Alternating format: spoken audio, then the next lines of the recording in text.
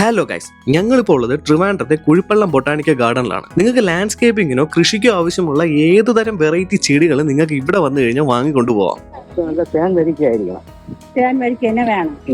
ഞങ്ങളിവിടെ വന്നതിന്റെ മെയിൻ ഉദ്ദേശം എന്ന് പറയുന്നത് നല്ല റംബൂട്ടാന്റെ ഒരു തൈ വാങ്ങാൻ വേണ്ടിയിട്ടാണ്. പക്ഷെ റംബൂട്ടാൻ മാത്രമല്ല ഞങ്ങൾ വാങ്ങിയത്, നല്ലൊരു വരിക്കപ്ലാവും കോട്ടുകടം മാവും അതുപോലെ തന്നെ നല്ലൊരു ജാമ്പ തൈ ഞങ്ങൾ ഇവിടെ നിന്ന് വാങ്ങിയിട്ടുണ്ടായിരുന്നു.